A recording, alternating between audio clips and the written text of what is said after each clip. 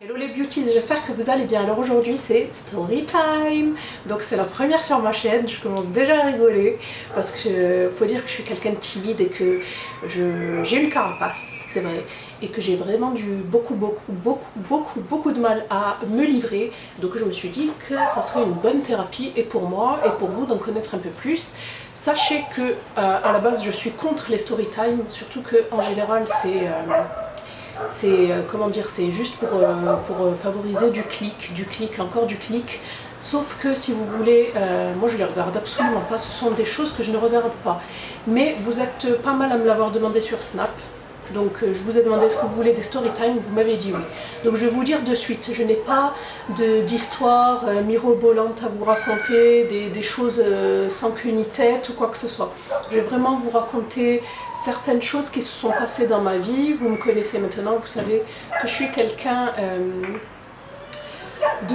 comment dire, pas de renfermer, mais je préfère garder les choses pour moi, car je me dis que si je me livre, on peut m'attaquer là-dessus. Mais bon, vous allez voir que c'est quelque chose que je pense bon nombre de vous ont connu ou ont subi.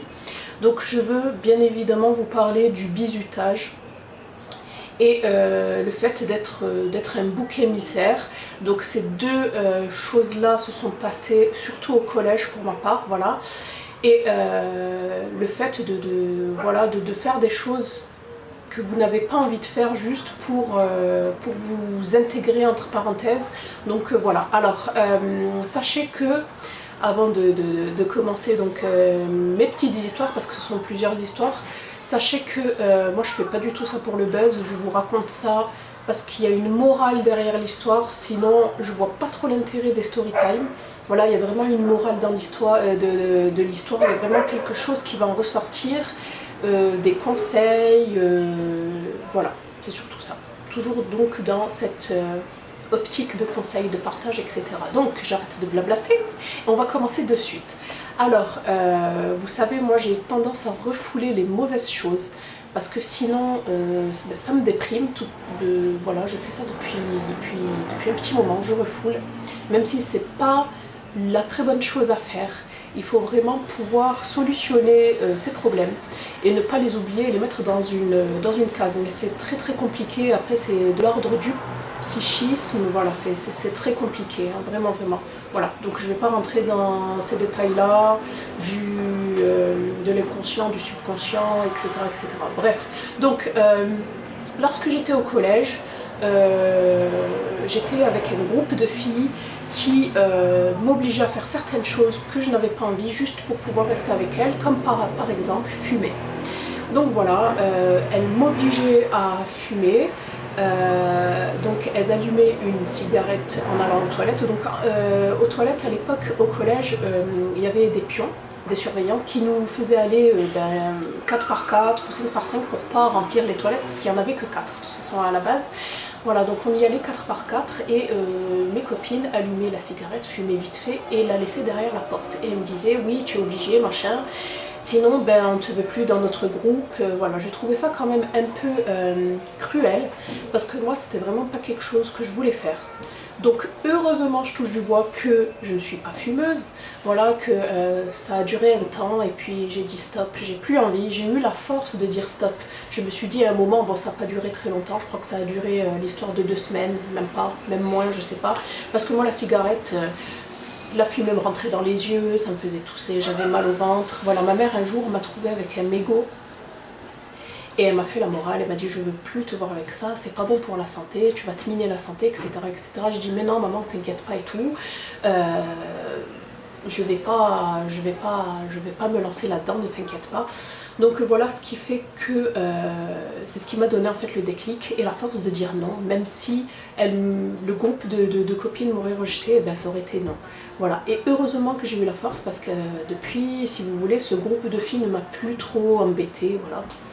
Et m'ont laissé tranquille. Donc voilà pour cette petite histoire, avec une petite morale que je vous dis de suite et qui est logique. Hein. Ne faites pas les choses si vous ne voulez pas les faire. Ne les faites pas juste pour plaire à Pierre, Paul ou Jacques ou pour intégrer un groupe, une équipe. Faites ce que vous avez envie de faire et ne faites pas abstraction de vous, de votre personnalité pour plaire aux autres. Voilà, donc c'est ce que j'en ai retenu, c'est ce que j'ai retenu de cette... c'est la leçon que j'ai tirée donc de cette histoire, voilà. Ensuite, deuxième histoire, c'est le fameux, je dirais, bizutage. Donc il y avait une élève de 3e lorsque j'étais en 6e, donc qui était beaucoup plus grande que moi-même de taille, voilà, qui me faisait très très peur. C'est vrai, je l'avoue, elle me faisait très très peur. Elle faisait d'ailleurs peur même aux garçons, parce qu'elle se battait contre les garçons aussi. Donc elle me faisait très très peur et un jour, je ne sais pas pourquoi, ben, c'est tombé sur moi. Voilà, donc elle venait, elle me frappait dans le bus et il fallait faire certaines choses pour elle. Donc si tu ne ramenais pas ce qu'elle te demandait, ben, elle te frappait, etc. Donc bon, ça malheureusement, voilà, ça arrive. Ensuite, c'est aller jusqu'à même me voler pour elle. Donc on allait, je rigole mais ça me fait pas rire, hein. On allait au dénicheur et je sais pas si... On allait au dénicheur et me faisait voler des barres de sneakers. Moi je déteste ça, les sneakers, mais elle adorait ça. Donc en fait on enlevait l'emballage, on les mettait en forme de ceinture pour pas que ça sonne ben, à la caisse. Et voilà, c'est vraiment, je crois, non c'est pas le pire que j'ai fait aussi. J'ai dû lui voler aussi un pantalon qui était en... J'arrive même pas à vous regarder, j'arrive même pas à regarder le viseur, donc elle m'a même forcé à lui voler un pantalon en fait, ben, pas dans la boutique, mais vous savez, il y avait des cintres et tout, des portants à l'extérieur de la boutique, et je l'ai fait. Franchement, je sais pas comment j'ai fait, mais je l'ai fait. Franchement, par peur, on est capable de faire beaucoup de choses, même des choses insoupçonnées. Voilà, donc ça a duré aussi un petit moment cette histoire, jusqu'à ce qu'elle me laisse tranquille. Je crois que j'ai pas eu la force de lui dire non. Je sais pas comment j'ai fait. J'ai réussi à l'amadouer, à être amie avec elle, et puis elle m'a lâché les baskets. Voilà. Donc c'est tout ce dont je me rappelle par rapport à cette histoire-là. Et la morale de cette histoire, c'est que parlez-en. Moi, je n'en ai parlé à personne parce que j'avais pas envie d'embêter mes parents. Mes parents étaient assez stricts, surtout mon père. Donc j'avais vraiment pas envie, parce que de toute façon, avec mon père, c'était toujours de ma faute, donc j'avais absolument pas envie de le mêler à ça. Voilà, donc j'ai toujours été quelqu'un qui gardait les choses pour elle, et j'ai jamais voulu en parler à qui que ce soit. Voilà, donc s'il vous plaît, si ça vous arrive de vous faire bisuter, parce que c'est puni par la loi, hein, parlez-en. Si vous ne voulez pas en parler à vos proches, c'est-à-dire à vos parents, vous pouvez en parler à votre frère ou votre soeur. Si vous ne voulez pas en parler à votre famille, vous pouvez en parler, je sais pas, à une cousine éloignée, à une amie, à quelqu'un qui puisse vous apporter de l'aide, même vous écouter. Moi, il y avait personne qui, je sais pas, j'ai pas donné de chance à quelqu'un pour qu'il puisse m'écouter, parce que juste le fait d'écouter, ça peut nous rassurer, et puis ça peut, voilà, nous aider. Mais franchement, ne gardez pas les choses pour vous, et lorsqu'on vous agresse, parce que c'est une agression, c'est même un harcèlement, c'est du harcèlement, parlez-en autour de vous. Même si vous ne voulez pas en parler à de la famille proche, parlez-en à quelqu'un, à, je sais pas moi, à la CPE, à l'assistante sociale, à l'infirmière, je ne sais pas, parlez-en à quelqu'un, c'est très très important, parce que moi j'ai eu de la chance, ça n'a pas pris des proportions énormes, même si le vol c'est énorme pour ma part, mais bon, ça s'est arrêté. Voilà, ça s'est arrêté, et j'ai cru revivre, parce que c'est horrible, horrible. À chaque fois que je sortais du collège, j'avais ce nœud dans le ventre, parce que j'avais peur de la croiser, peur de me dire qu'elle va encore me demander quelque chose, qu'elle allait me frapper, bref, voilà. Donc faites attention.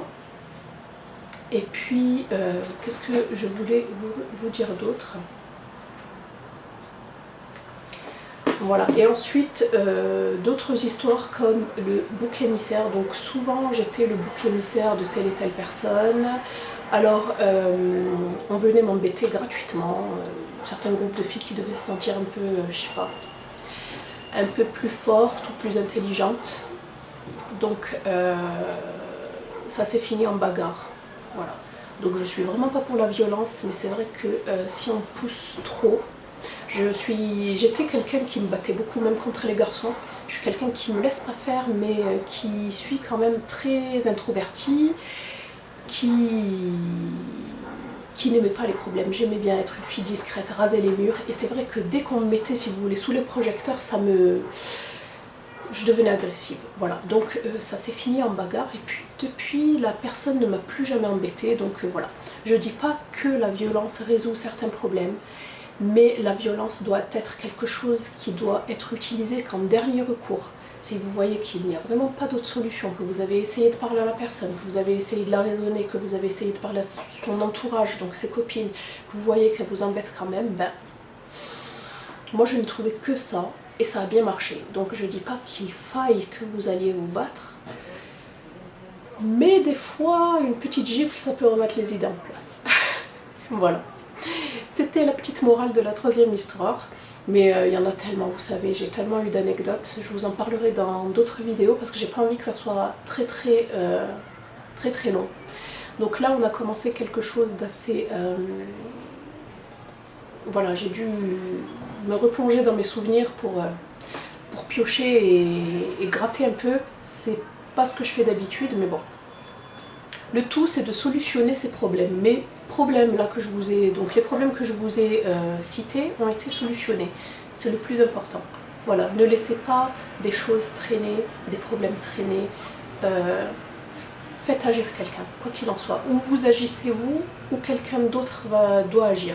Ne laissez pas les choses s'épancher, durer longtemps et bien sûr devenir graves. Donc voilà, c'était pas très jojo, mais bon, story time. Donc la prochaine fois, j'aimerais bien vous parler d'une histoire de cœur. Là aussi, enfin, jojo, je ne sais pas, on verra. Je vous parlerai d'une histoire de cœur, peut-être que je vous parlerai de mon enfance, enfin bref, je verrai. N'hésitez pas à me mettre les sujets que vous voulez apparaître dans les story time, je verrai, peut-être que ça me fera me rappeler de quelque chose, parce que moi c'est souvent par flash. Donc voilà, je vous fais des bisous, je vous dis à bientôt dans une prochaine vidéo. Bye, portez-vous bien.